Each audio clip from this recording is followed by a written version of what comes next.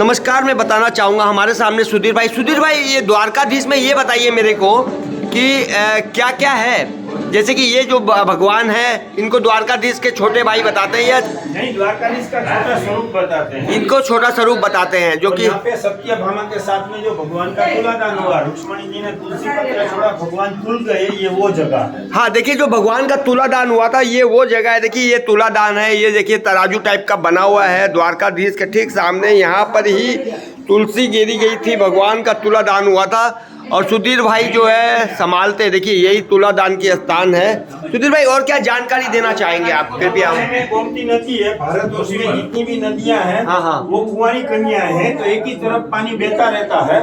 ये जो गोमती नदी है उसको वशिष्ठ महाराज रामचंद्र जी के वशिष्ठ महाराज जी की पालक बेटी थी। कृष्ण की राजसभा में से विद्वान ब्राह्मण के साथ में उसका शादी करने के लिए द्वारका ला रहे थे, लेकिन इंद्र ने वरदान दिया तो गोमती जी वो बोला कि आप पीछे पायल बन के रखिए, पिताजी आगे चलेंगे, पायल का आवाज से उसको मालूम पड़ेगा कि बेटी पीछे पीछे आ रही है। लेकिन ये रुक्मणी जी का श्रापित भूमि होने से ये बालू का एरिया है, तो पायल का आवाज बंद हो गया। पिताजी को चिंता हो गई तो उसने पीछे मुड़ के देख लिया तो वो जल का स्वरूप हो गई। बाद में कृष्ण और रुक्मणी ने विष्णु का जो स्वरूप है, जो लक्ष्मी जी शेष सैया के ऊपर में वो विष्णु भगवान का पैर दबा रही है, वो स्वरूप के साथ में कृष्ण भगवान का दूसरा स्वरूप के साथ में गोमती जी का शादी करवा दिया। तो भारतवर्ष में गंगा, यमुना, नर्मदा, तापी, गोदावरी, कृष्णा, कावेरी जितनी भी नदियां हैं सब कुंवारी कन्या होने से एक ही तरफ पानी बहता है। एक ही नदी ब्याता नदी होने से ज्वार भाटा के हिसाब से इसका पानी चढ़ता उतरता है। अच्छा, यहाँ पे तुलादान हुआ था जो स्वयं तक मणि के ऊपर में पूरी वार्ता है कि भगवान कृष्ण मथुरा से द्वारका आए। सत्यजीत नाम का यादव को बोला कि ये स्वयं तक मणि है, वो अपने नाना उग्रसेन को दे दो, जिसमें से जो रत्न जवेरात उत्पन्न होंगे वो आपको मिलता रहेगा। लेकिन वो भरोसा नहीं किया और द्वारका लाया। उसका भाई प्रशसेन पहन के चला गया, उसके पास में से जामवंत रीछ ने ले लिया। कृष्ण के ऊपर में चोरी का जूठा आड़ लगा। तो बाद में कृष्ण ने योग माया से जब अपने माया से देखा तो जाम्बवंत रीछ के साथ में 22 दिन तक युद्ध किया। उसकी बेटी जाम्बवती से मालूम पड़ा कि ये राम अवतार के जो राम भगवान के साथ में आपको मल युद्ध करना था वो कृष्ण अवतार में राम भगवान आए हैं। तो प्रायश्चित है तो अपनी बेटी जाम्बवती का शादी उसके साथ में करवा देते हैं। वो मणि लेके आते हैं द्वारका, सत्यजीत नाम का यादव को मणि देते हैं और प्रायश्चित तो अपनी बहन सत्यभामा का शादी कृष्ण भगवान के साथ में करवा देते हैं। लेकिन उसको गर्व हो गया कि सबसे ज्यादा दायिका मैं लाई हूँ। नारद जी को कृष्ण भगवान ने भेजा कि इसका गर्व खंडन करे। तो बोले हर एक पटरानी को पारिजात का पुष्प दिया, आपको नहीं दिया है। तो बोले अभी भगवान के पास में वो रिस गई, गरुड़ जी को आज्ञा देके स्वर्ग में से पूरा पारिजात का पेड़ उठा के सत्यभामा का महल के बीचों बीच स्थापित कर दिया। लेकिन वो पुष्प लक्ष्मी जी के पास में जाने लगे। तो नारद जी को पूछा सत्यभामा ने कि क्या करूं कि हर भाव में कृष्ण भगवान मेरे को मिले। तो उसने बोला कलिकाल में प्रिय वस्तु का दान।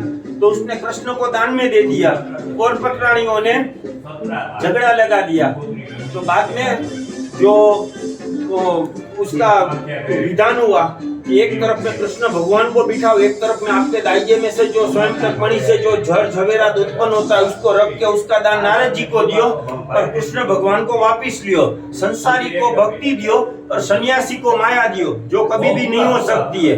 कितना सारा सोना चांदी सब रख के नारद जी को देने लगे, लेकिन नहीं हुआ भगवान का तुलादान। तो रुक्मणी जी के चरण में तुलसी पत्र छोड़ती है और बोलती है कि आपकी संसारी मोह माया से दूर रख के आपके चरण में हमको स्थान चाहिए। भगवान तुल जाते। उस समय भगवान उपदेश देते कि हिंदू शास्त्र के हिसाब से जो कोई भी मनुष्य धारण करता है उससे काया वाचा मन संगत से पाप दोष हो जाता है। पाप में से छुट्टी होने के लिए आदमी को तीर्थाटन करना चाहिए, जो अपने जगत गुरु शंकराचार्य महाराज जी ने बताया कि कोई भी आदमी हिंदू शास्त्र के हिसाब से जन्म लेता है उसको तीर्थाटन करना चाहिए। तीर्थाटन का 2 रास्ता है, एक आत्मा का कल्याण और मन का आनंद।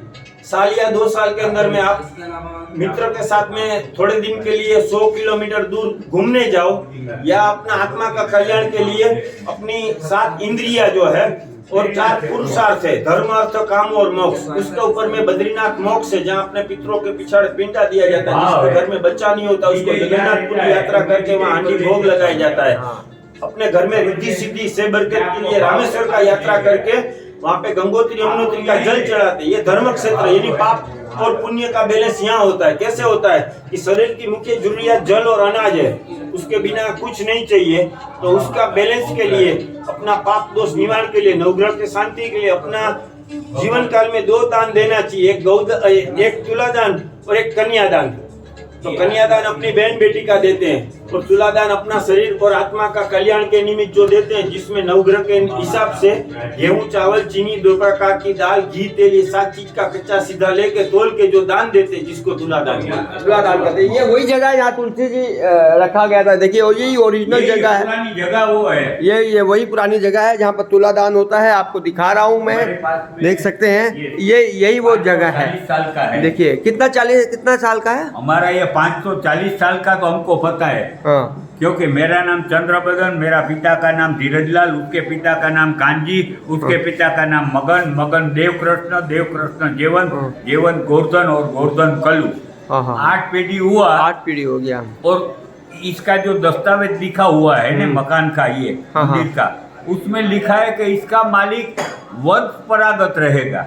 वाह वाह, ये वंशपरागत ही आपके पास ये धरोहर है। और ये तुलादान है। ये लोहा कितना पुराना है? ये तो अभी 30-40 साल तो कट जाता है। हाँ, 40 साल में ये कांटा चेंज हो जाता है। चेंज होता है। यहाँ का हवामान नमक वाला है। नमक वाला है। हर 15-20 साल में ये कांटा चेंज हो जाता है। इसी के साथ वो गरुड़ जी देखा, हाँ। हेलीकॉप्टर भगवान का। हाँ, हेलीकॉप्टर। ये देखिए गरुड़ जी, देखिए गरुड़ भगवान यहाँ विराजमान है। और पीछे में, और ये शिव जी है यहाँ। देखिए कुआं, वो पता है ना, ये क्या है? हाँ, दुर्वासा कुंड। देखिए ये दुर्वासा कुंड, देखिए है ना, दुर्वासा कुंड। यही वो जगह है द्वारकाधीश जी की जगह पर। देखिए रोड। इसी के साथ मैं हेमंत तुषार, हेमंत टीवी चैनल से आपको बताता हुआ, दिखाता हुआ